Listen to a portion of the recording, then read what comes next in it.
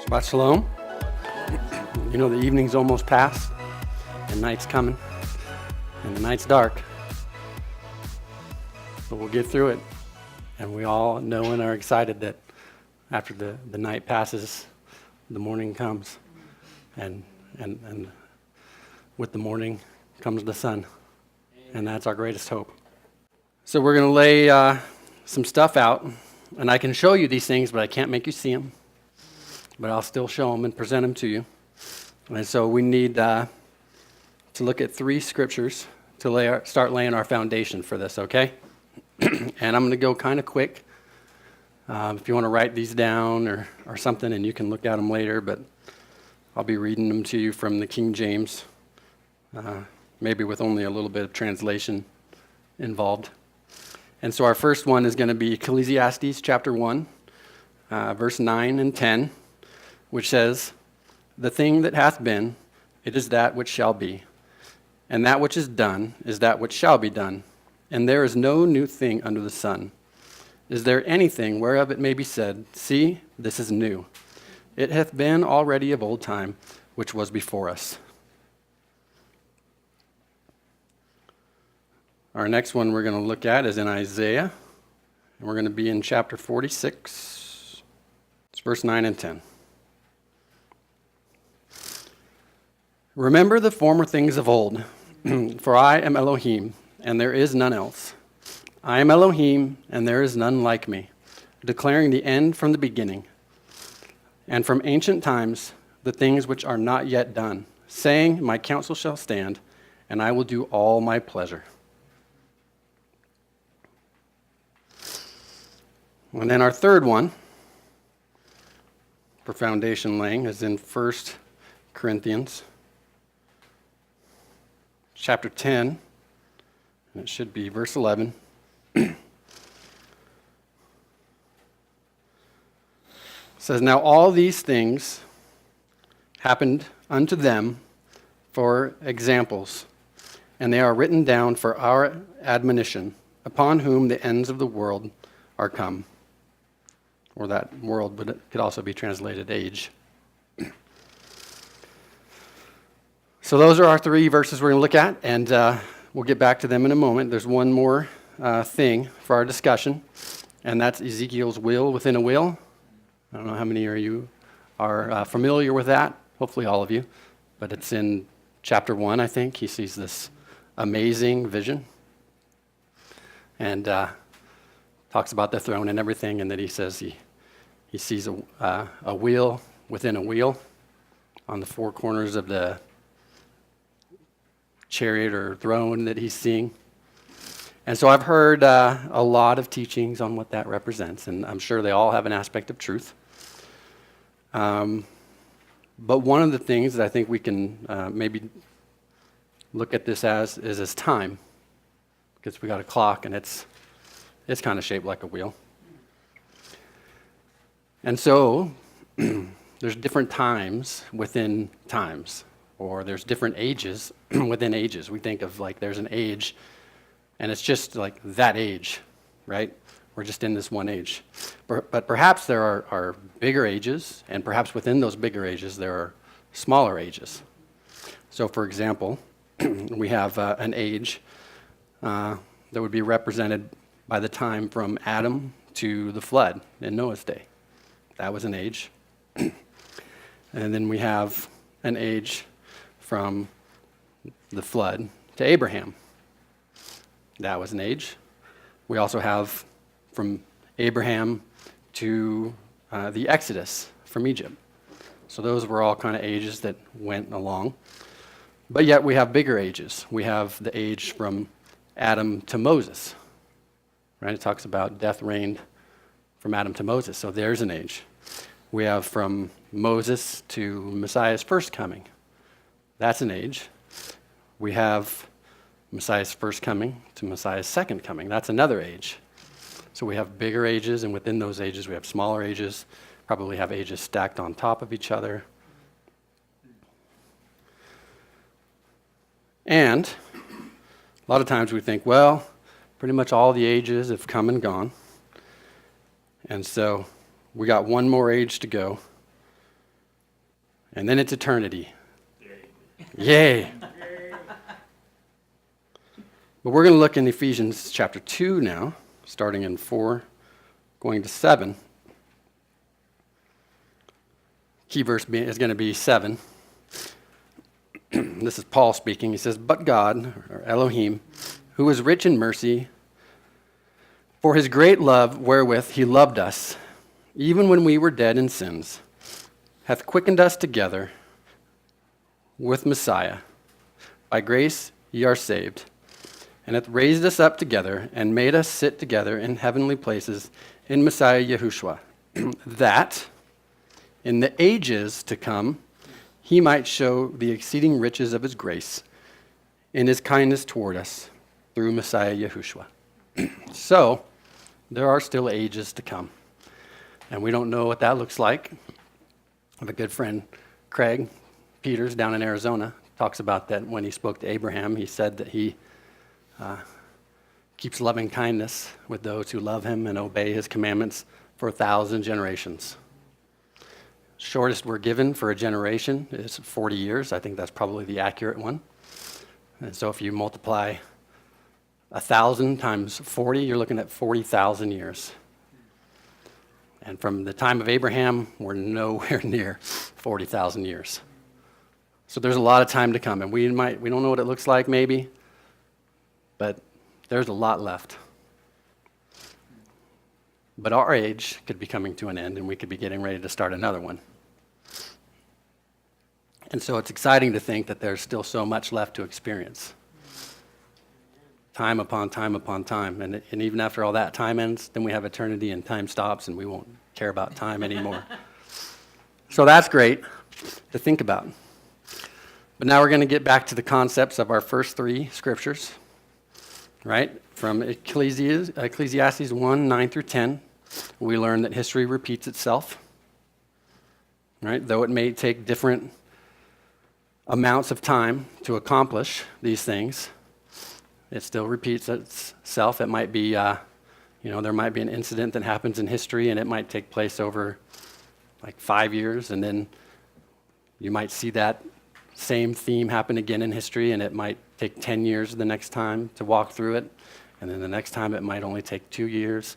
Next time might take a few decades. But it repeats itself over and over and over again. We also know that the Almighty declares the end from the beginning. How does he do this? He causes events and prophecies to be lived out and written down. And who are they written down for? We learn that in 1 Corinthians 10:11. They're written down for us. And as it says, those of us at the end of the age. So I believe that Yah showed me something quite a few years ago, and I will hold it to be true until he tells me it's wrong. But that the scriptures, as we have them now, were useful, and even in their putting together, they were useful at any time for all people who lived. In any age you were in, if you had access to the scriptures, you could use them, you could apply them to your life, and they were beneficial. But I believe that they were written specifically, as Paul says in that verse, they were written specifically to his people at this time. And so as we look at the things of Scripture that are prophetic, events that have been lived out and that kind of thing, they're for us to learn from.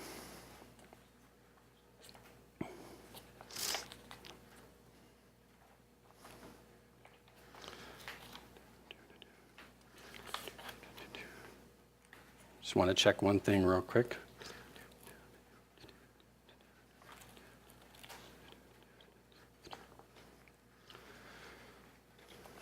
Okay, back on track, sorry. So, this has all been foundation. Now we're going to start framing and putting the walls up so we can see what we're talking about. And to do that, then we need to see where we've been, right? So, the Hebrews were slaves in Egypt. Right? They were there quite a while.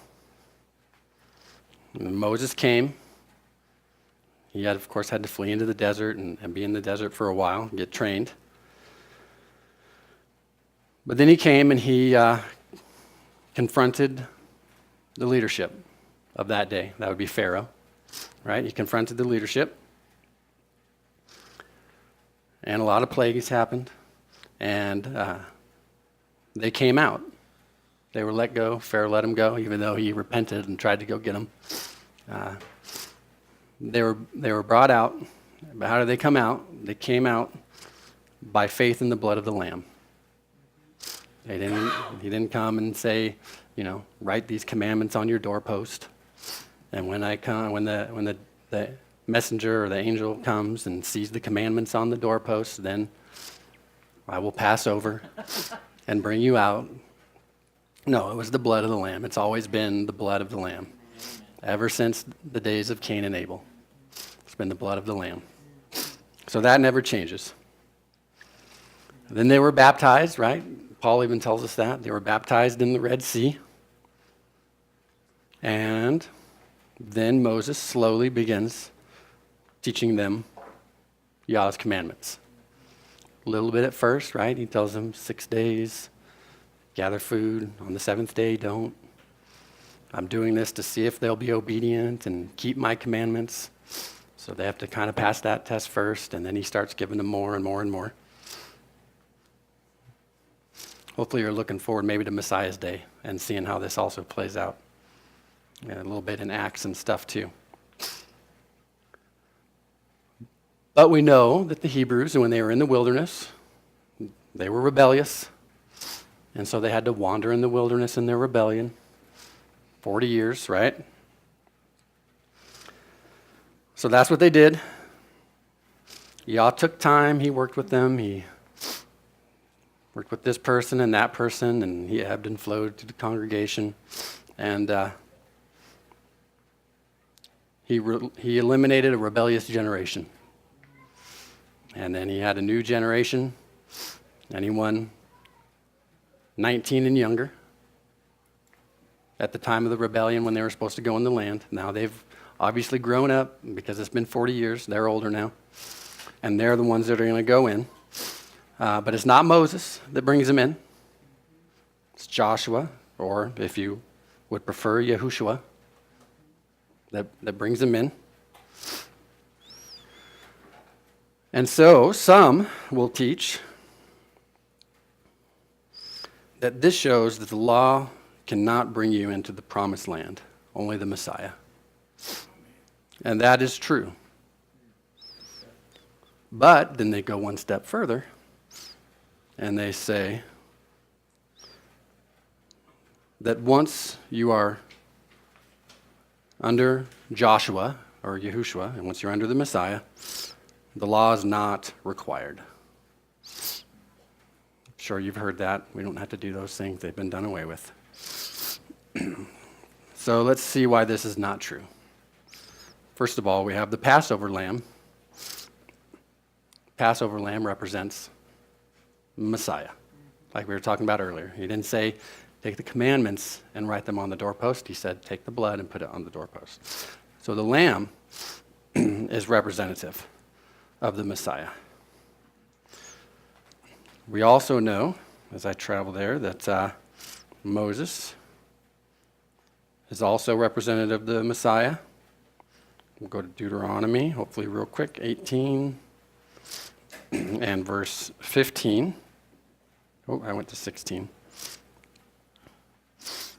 So Moses is talking to him, and he says, Yahweh, thy God, will raise up unto thee a prophet from the midst of thee, of thy brethren, like unto me, Moses, that is. Unto him ye shall hearken. So Moses is a picture of Messiah. And finally, Joshua, or who has the same name, Yahushua, also is a picture of the Messiah because he's the one who brings them into the promised land. And of course, only Messiah can take you into that promised land. The commandments can't take you into the promised land. So it's not until the blood of the Lamb is shed that they are released from bondage and go through the Red Sea, that they begin to receive and learn the law, just like us. So Moses, the lawgiver, does die before they enter the promised land, and that's where the idea comes from. But let's look into Joshua. And let's see what he's told. Now, after the death of Moses, the servant of Yahweh, it came to pass that Yahweh spake unto Joshua, the son of Nun, Moses' minister, saying, Moses, my servant, is dead. Now therefore arise, go over this Jordan, thou and all this people, unto the land which I do give to them, even to the children of Israel. Every place that the sole of your foot shall tread upon, that I have given unto you, as I said unto Moses. From the wilderness and this Lebanon, even unto the great river, the river Euphrates, all the land of the Hittites, and unto the great sea, toward the going down of the sun, shall be your coast. And there shall not any man be able to stand before thee all the days of thy life. As I was with Moses, so I will be with thee. I will not fail thee, nor forsake thee. Be strong and of a good courage, for unto this people shalt thou divide for an inheritance the land, which I swear unto their fathers to give them. Only be thou strong and very courageous, that thou mayest observe to do according to all the law which Moses my servant commanded thee. Turn not from it to the right hand or to the left, that thou mayest prosper whithersoever thou goest.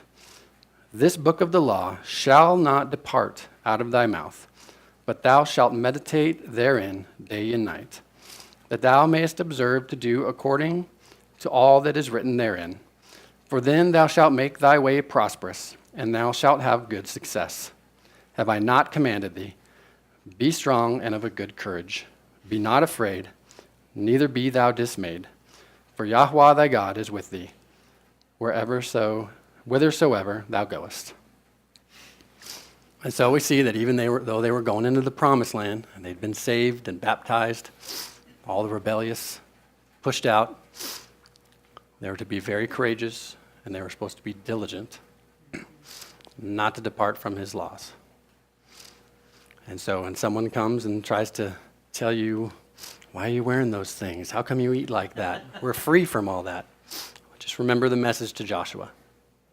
Meditate on these things throughout the week, because this is just the foundation in the beginning, framing. But be strong in his ways.